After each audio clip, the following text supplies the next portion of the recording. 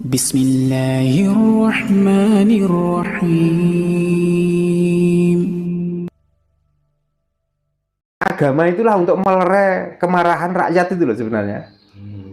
Nah, karena sedikit banyak ada keberhasilan, maka dibentuklah orang-orang yang datang dari luar negeri, termasuk orang-orang yang dari Cina itu. Dibentuklah Wali Songo. Nah, Wali Songo pun tidak semua. Contohnya yang tidak, Sunan Giri dan Sunan Kalijogo, ini juga bukan orang dari Cina. Ya. Sunan Giri juga asli, walaupun bapaknya dari Pasai. Ya, bapaknya dari Pasai, ibunya kan asli putra dari Belambangan, Dewi Sekardadu. Kan ibunya asli Nusantara. Nah, Sunan Kalijogo sendiri, dia putra dari Bupati Tuban Wilwotekto. Ya. Kok Wilwotekto? Nggih, Wilwotekto ya. Nggih. Kan asli dari Nusantara. Berarti yang 7 inilah keturunan dari Cina. Yang diawali dari Bun Ana, siapa? Raden ya dari Bongsuwiho Sunan Ampel. Dari Bongsuwiho Sunan Ampel inilah menurunkan anak-anak itu. Nah, semua anak-anaknya ini diperuntukkan untuk, maksudnya keberlangsungan kerajaan Mojopahit. Namun dengan terbentuknya mereka ini kan Mojopahit itu sudah dihambang kehancuran. Karena apa? Ya di antara wali ini sendiri ya, kalau menurut saya ada sengkuninya yang untuk menghancurkan negara Mojopahit itu sendiri. Itu dari wali sendiri, Pak? Dari wali sendiri, karena apa? Sudah tahu kebobrokan dari Raja Mojopahit ini. Gitu. Jadi otomatis, ya maaf, bukannya saya itu mencela, kalau itu yang dipercaya bahwa dengan adanya inilah Islam syiar dan lain sebagainya. Oke, tapi tidak dilihat dari sisi buruknya. Dengan adanya orang-orang inilah kerajaan-kerajaan Nusantara itu hancur lebur. Sekarang siapa yang bertanggung jawab dengan kehancuran kerajaan Mojopahit? Coba. Adakah yang berani di antara orang-orang itu yang katanya di sini syiar dengan di sini menegakkan kalimatilah dan lain sebagainya? Bukannya karena mereka kerajaan Mojopahit itu hancur. Berapa situs-situs budaya Nusantara ini yang dihancurkan oleh orang-orang itu? Coba. Jadi kalau saya sendiri melihatnya, dari dulu Nusantara ini sudah menjadi korban politik dari orang-orang yang sengaja untuk, intinya yaitu nglimisno bathuke dhewe, mblendukno wetenge dhewe. Nah itu. Bismillahirrahmanirrahim. Assalamualaikum warahmatullahi wabarakatuh. Alhamdulillahirabbil alamin, wassalatu wassalamu ala asyrafil anbiya'il mursalin wa ala alihi wa sahbihi ajmain. Saudaraku yang beriman kepada Allah Subhanahu wa taala, kembali lagi berjumpa dalam channel kita Orang Surau. Semoga kita senantiasa dalam kesehatan serta dalam hidayahnya Allah Subhanahu wa taala. Baik saudaraku, pada kali ini seperti video yang telah kita tampilkan di awal tadi, insya Allah inilah yang akan menjadi bahasan kita pada kali ini, yang akan menjadi bahasan reaksi kita pada kali ini. Paling tidak ada 3 poin yang mesti kita luruskan dan kita jawab. Sebelum kita lanjut, kita ingin menjelaskan sedikit bahwasanya video dari Pak Darno ini lumayan panjang. Jadi kita ambil durasinya sekitaran 3 menit saja.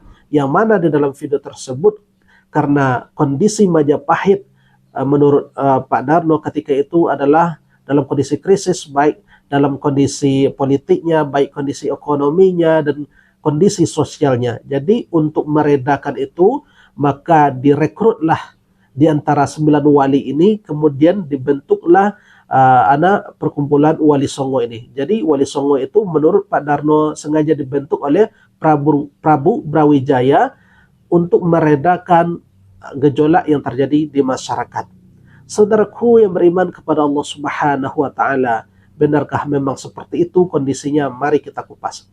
Saudaraku yang beriman kepada Allah Subhanahu wa taala, kalau dikatakan bahwasanya Wali Songo itu dibentuk oleh Prabu Brawijaya, kita ingin menjelaskan bahwasanya salah satu wali yang tertua di antara 9 wali itu bernama Maulana Malik Ibrahim, atau kita kenal dengan Sunan Gresik.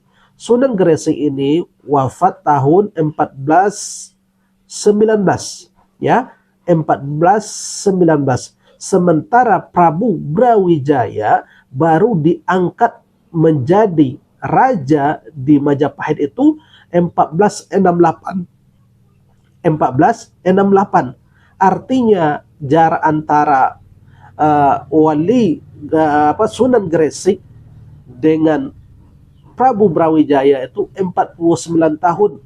Sudah terkubur Sunan Gresik ini di dalam kubur, Maulana Malik Ibrahim ini dalam kubur selama 49 tahun, baru Prabu Brawijaya dilantik menjadi Raja Majapahit. Kira-kira bertemu enggak yang seperti ini? Sementara ya Maulana Malik Ibrahim itu sudah dikubur 49 tahun lamanya di kuburan, kemudian Prabu Brawijaya baru diangkat menjadi raja 1468. Jadi 49 tahun jaraknya. Mungkinkah orang yang sudah mati dihidupkan kembali itu dibentuk menjadi 9 wali? Ini suatu hal yang mustahil. Masa iya orang sudah mati 49 tahun yang lalu kemudian dibentuk menjadi 9 wali, sementara walinya sudah mati, kok bisa dibentuk wali songo gitu? Ini kan nggak masuk akal. Satu. Kemudian yang kedua, kalau kita lihat di antara para wali yang muda, yang paling muda umurnya, di antaranya adalah Sunan Gunung Jati atau yang kita kenal dengan Syarif Hidayatullah. Beliau ini lahir 1448. Sementara Maulana Malik Ibrahim ya mati tadi berapa? 1419. Artinya 29 tahun lamanya Sunan Gresik wafat, baru lahir Sunan Gunung Jati. Mana mungkin mereka akan bertemu dalam satu majelis? Bagaimana mungkin mereka itu dibentuk jadi 9 wali? Jadi 9 wali ini, wali songo ini umur mereka itu berbeda-beda dan berbeda tahun dan berbeda masa, tidak sama. Satu-satunya wali yang bertemu dengan Maulana Malik Ibrahim dengan Sunan Gresik ini adalah anaknya, yakni Sunan Ampel. Ya, namun Sunan Ampel ini ketika umur 18 tahun ya ayahnya mati, ya ayahnya wafat, yakni Sunan Gresik tadi. Artinya 18 tahun umur Sunan Ampel, ayahnya pun wafat. Jadi tidak mungkin wali songo itu dibentuk sementara salah satu di antara wali songo itu telah wafat. Saudaraku yang beriman kepada Allah Subhanahu wa taala, ini jawaban yang pertama kita kepada apa yang disampaikan oleh Pak Darno tadi, menunjukkan bahwasanya wali songo itu bukanlah dibentuk oleh Prabu Brawijaya. Ini yang pertama. Kemudian yang kedua, kata Pak Darno juga, dia mengatakan 9 wali dari wali songo itu 7 di antara mereka itu berasal dari Cina. Hanya 2 yang berasal dari Nusantara, yakni Sunan Giri dan Sunan Kalijaga. Benarkah demikian? Kita tahu bahwasanya Sunan Giri itu bukan berasal dari Indonesia, tetapi berasal dari Gujarat, India. Kemudian juga Sunan Gresik, Maulana Malik Ibrahim, ya katanya dari Cina. Masa iya Maulana Malik Ibrahim dari Cina? Dari namanya saja adalah nama Arab. Ya kalau mungkin namanya Hong Fai Hong, ya mungkin saja dia berasal dari Cina, tetapi kan namanya Maulana Malik Ibrahim, itu kan nama Arab. Tidak mungkin Maulana Malik Ibrahim itu berasal dari Cina. Maulana Malik Ibrahim itu berasal dari Maghribi atau Afrika Utara. Kemudian juga Sunan Kudus bukan berasal dari Cina, tetapi berasal dari Palestina. Kemudian juga Sunan Ampel juga bukan pribumi, bukan berasal dari Nusantara. Beliau ini lahir di Champa, Kamboja. Artinya dari 9 wali songo itu cuma 1 yang pribumi, yakni Sunan Kalijaga. Selebihnya merupakan wali yang memang datang dari berbagai belahan bumi ini. Artinya mereka berasal dari negara yang berbeda-beda. Tidak seperti apa yang disampaikan oleh Pak Darno tadi, mengatakan bahwa 7 dari 9 wali itu berasal dari Cina. Saudaraku yang beriman kepada Allah Subhanahu wa taala, ini jawaban kita yang kedua yang mesti kita luruskan dan mesti kita sampaikan kepada Pak Darno. Kemudian yang ketiga, kata Pak Darno ini bahwasanya wali songo ini adalah dalang atau latar belakang yang menjadikan kerajaan Majapahit itu runtuh. Kita ingin menjelaskan bahwasanya banyak faktor Majapahit ini kenapa runtuh, ya. Kenapa Majapahit ini runtuh? Di antaranya adalah terjadinya perang saudara di antara mereka. Awal runtuhnya kerajaan Majapahit itu terjadi karena setelah meninggalnya Raja Hayam Wuruk ya tahun 1389, terjadilah perebutan kekuasaan ya untuk merebut tahta antara Wikrawardana dengan Wirabumi, yang mana Wikrawardana ini merupakan menantu dari Hayam Wuruk, yakni dia menikahi putri mahkota dari Hayam Wuruk yang bernama Kasumawardani ya, sehingga terjadilah perang saudara di antaranya karena Wirabumi juga merasa dia adalah putra dari Hayam Wuruk, ya memang walaupun dari jalur selir, tetapi dia juga merasa memiliki hak untuk tahta yang ditinggalkan oleh bapaknya, yakni Hayam Wuruk. Ini juga faktor yang menyebabkan kenapa Majapahit itu runtuh. Kemudian juga ketika Patih Gajah Mada digantikan oleh Patih Enggon, ini juga merupakan faktor yang menyebabkan Majapahit runtuh karena Patih Enggon dianggap tidak secakap Patih Gajah Mada di dalam mempersamai kerajaan ketika itu. Kemudian juga karena adanya ekspansi dari dinasti Ming yang dikomandoi oleh Laksmana Cheng Ho, ini juga mempengaruhi keruntuhan Majapahit ketika itu. Kemudian juga karena faktor ketidaktentuan, ketidakkeharmonisan di antara pejabat-pejabat yang memang mempengaruhi situasi perpecahan yang terjadi karena politik, ekonomi, dan sosial yang terjadi.